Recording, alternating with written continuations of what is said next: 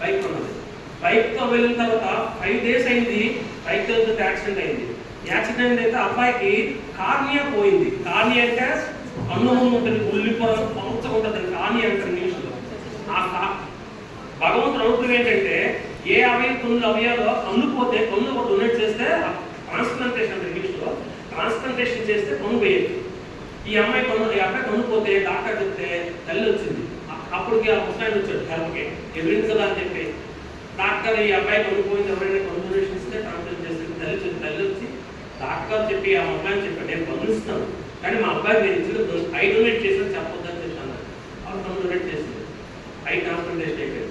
Degree అయిపోయిన వెంటనే అబ్బాయి టాప్ మోస్ట్ జాబ్ వచ్చింది.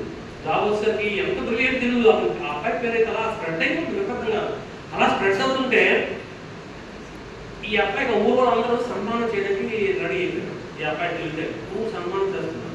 అప్పుడు కారు కొన్నాడు, కారులో వస్తున్నాడు సన్మానం స్టేజ్కి వస్తుంటే తల్లి కూడా వచ్చి చూద్దామని మాస్టర్ పట్టుతుంది.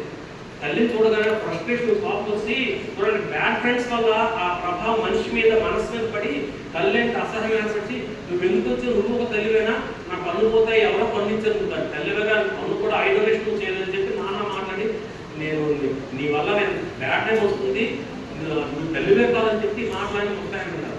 వెంటనే చెప్పాను అబ్బాయి చూడు బాబు, ఫస్ట్ థింగ్ ఏంటంటే నువ్వు పుట్టిన 3 ఏళ్ళ నాన్నగా చెప్పేది అమ్మ రోజువారీ జీవనం సంపాదించిన డబ్బు అంతాను నీ ఆరోగ్యం ఉండాలని నీ ఫుడ్ కోసం నువ్వు బాగుండాలని చెప్తే బలమైన ఆహారం కోసం ఖర్చు పెట్టింది. బిడ్డ అడ్డం తిరిగితే 9th monthలో అడ్డంగా తిరిగితే డాక్టర్ వచ్చి ఎవరో వదిలో బతుకుతారంటే నేను చనిపోయినా పర్వాలని చెప్పి తన లైఫ్ని సాక్రిఫైస్ చేసి నువ్వు బతకడానికి లెటర్ రాసిచ్చింది. అటువంటి తల్లి నువ్వు అంటావా? సెకండ్ నీకు ఒక విషయం తెలియదు, నువ్వు బైక్ ఎక్కడి నుంచి చూస్తున్నావు, నీ బైక్ మీ తల్లి వచ్చి ఇంట్లో వేరే ఇల్లు తనఖా పెట్టి బైక్ ఉన్నది. ఇంత అయింది, నీకు యాక్సిడెంట్ అయిన తర్వాత నీ కన్ను పోతే కార్నియా ఎవరిచ్చారుకుందా? నీ తల్లి కార్నియా ఇచ్చి డొనేట్ చేసి ట్రాన్స్ప్లాంటేషన్ చేసి మా దగ్గర ఓట్ వేయించుకుంది నీకు చెప్పమని చెప్పి. అటువంటి తల్లిని చూసి నువ్వు అంటా అని చెప్తే వెంటనే బ్రిలియన్స్ వెంటనే నిమిషాలు చేయగలుగుతారు.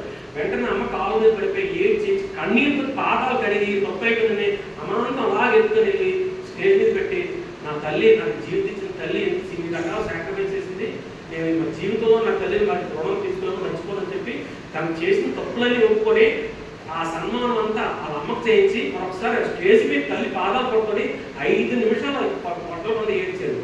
అంటే తల్లి తాలూకా మనస్సు ఎలా ఉంటుందంటే సాక్రిఫైస్ కేవలం మనం బాగుండాలి, మనం ఆరోగ్యంగా ఉండాలి, మనం మంచి భవిష్యత్తు రావాలని నిరంతరం కోరుకునే వెల్ఫిషర్స్ మీ పేరెంట్స్. ఆ పేరెంట్స్కి కళలు సాకారం చేయాలి, ఆ పేరెంట్స్ ఆనందంగా ఉండాలంటే మీ సక్సెస్ ఇవ్వాలంటే మీరు డొనేట్ చేయాల్సింది సక్సెస్. ఆ సక్సెస్ చేయడంలో వెళ్ళి మీరు అమ్మానాన్ని ఆనందపడతారు. సక్సెస్ అనేది ఎక్కడో లేదు, మీలో ఉంది. విద్యార్థుల్లో అపరిమితమైన నాలెడ్జ్ ఉంది, అపరిమితమైన జ్ఞానం ఉంది. ఎంత అద్భుతమైన నాలెడ్జ్ ఉందంటే చెప్పలేము.